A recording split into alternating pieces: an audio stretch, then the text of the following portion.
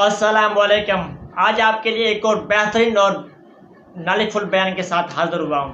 آج انجن علی مرزا اس بیان میں ہم سنیں گے 12 کام وہ کون سے ہیں جو احرام باندھنے کے بعد نہیں کر سکتے. اب چلتے ہیں ویڈیو طرف اور جانتے ہیں انجن علی مرزا کے اس بہترین بیان میں. احرام کی حالت میں کل 12 کام ایسے ہیں قرآن پاک صحیح بخاری اور صحیح مسلم کی روشنی میں جو نہیں کر سکتے. یہ اب بڑی کریٹیکل چیز ہے. نمبر 1 میں تیزی سے کور کروں گا تاکہ ہمارا یہ لیکچر مکمل ہو جائے.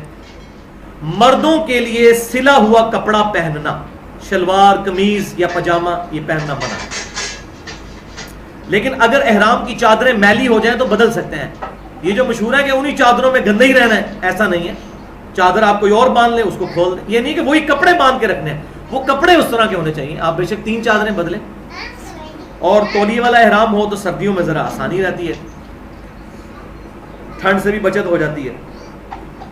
اور رات کو سوتے وقت صرف چہرے کے اوپر کپڑا نہ ہو، باقی پورے جسم کے اوپر کمبل وغیرہ بھی اوڑھا جا سکتا ہے، اس میں کوئی حرج نہیں ہے. نمبر 2 سر پر ٹوپی، کپڑا، پگڑی یعنی امامہ وغیرہ یہ نہیں باندھ سکتے. یہ حج کا پروٹوکول ہے احرام میں اور عمرے کا بھی. نمبر 3 جسم یا کپڑوں پر خوشبو لگانا، یہ کام نہیں کر سکتے. لیکن صحیح مسلم میں حدیث موجود ہے کہ نہا سکتے ہیں. یہ جو مشہور ہے کہ نہا ہی نہیں سکتے، گندے ہی رہیں، ایسی کوئی بات نہیں. بلکہ اعتکاف کے بارے میں مجھے پتا چلتا ہے کہ بعض علماء یہ کہتے ہیں جب تک غسل فرض نہ ہو اس وقت تک اعتکاف والا اٹھ کے غسل نہیں کر سکتا. تو بھائی 10 دن تک وہ جون جولائی کی گرمی میں جب مسجد کے اندر وہ بدبو پھیلائے. ایک طرف تو بخاری اور مسلم کی حدیث ہے کہ جو شخص پیاز کھائے وہ مسجد میں نہ آئے جب تک صفائی نہ کرے. اور بخاری اور مسلم کی حدیث ہے آپ صلی اللہ علیہ وسلم نے حکم فرمایا تھا کہ کوئی بندہ غسل کیے بغیر جمعے کی نماز پڑھنے نہ آئے کیونکہ بدبو آتی تھی. تو یہ کہیں نہیں لکھا ہوا، وہ غسل کر سکتا ہے. ویسے بھی وہ فنائے مسجد بھی مسجد کے اندر شامل ہے، مسجد کی باؤنڈری کے اندر غسل خانے ہوتے ہیں، ادھر جانے سے کوئی اعتکاف ٹوٹ نہیں جاتا. تو احرام کی حالت میں بھی نہا سکتے ہیں. صابن بھی استعمال کر سکتے ہیں لیکن بغیر خوشبو والا صابن نہ ہو. نمبر 4 جرابیں، موزے اور ٹخنے ڈھانپنے والے جوتے یہ استعمال نہیں کر سکتے. نمبر 5 نکاح نہیں کر سکتے احرام کی حالت میں، نہ نکاح کا پیغام دے سکتے ہیں. نمبر 6 خشکی کا کوئی جانور شکار نہیں کر سکتے. خشکی کا جانور ہرن وغیرہ. اب یہ ہمیں باتیں عجیب لگ رہی ہوں گی. ظاہر ہے کہ بھائی جو لوگ 4 مہینے پیدل سفر کر کے جاتے تھے، راستے میں کئی ہرنیں آتی ہوں گی ان کے سامنے، جیسا کہ سورۃ المائدہ میں آیا کہ اللہ تعالیٰ فرماتا ہے ہم احرام کی حالت میں تمہیں آزمائیں گے، جانوروں کے ذریعے تمہارے آگے پھر رہے ہوں گے، پھر دیکھیں گے کون احرام کی پابندی پوری کرتا ہے. جیسا کہ بنی اسرائیل کو آزمایا تھا کہ ہفتے والے دن ہی ساری مچھلیاں آتی تھیں اور وہ پھر انہوں نے ہیلا بازی کی اور اللہ تعالیٰ نے ان کو کونوا قردۃ خاسئین پھٹکارے ہوئے بندر بنا دیا.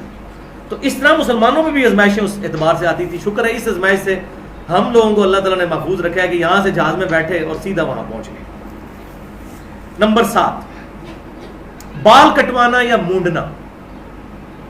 کسی نے کو داڑھی کا ایک آدھ بال نکال لیا یا سر کا، وہ نہیں، مکمل طور پہ سر کے بال اچھا خاصا حصہ ریموو کر دینا یہ منع ہے. اور یہ اس میں سے کوئی بھی کام کیا جائے گا تو پھر اس میں فدیہ دینا پڑے گا، وہ آگے آ رہا ہے.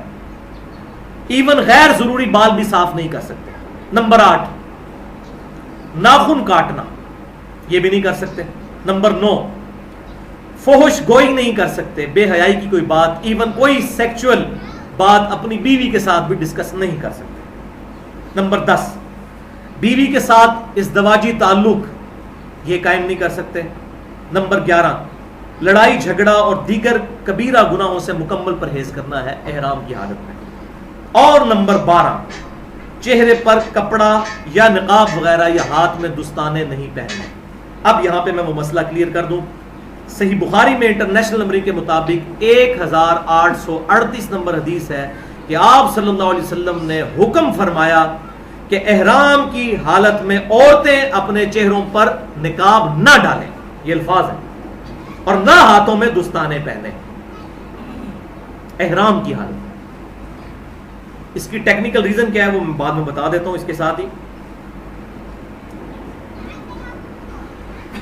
ظاہر ہے کہ اتنا بڑا مجمع اور رش ہوتا ہے، اس میں اگر اس طریقے سے نقاب شروع کروایا جائے تو لوگوں کے لیے بڑی پرابلم کھڑی ہو جائے. تو اللہ تعالیٰ نے آسانی دی ہے اور دوسری طرف آزمائش بھی رکھی ہے کہ نگاہوں کی حفاظت کرنی ہے. جو سورہ نور میں آیا کہ مسلمان مردوں کو حکم دو کہ اپنی نگاہیں نیچی رکھیں اور مسلمان عورتوں کو حکم دو کہ وہ اپنی نگاہیں نیچی رکھیں.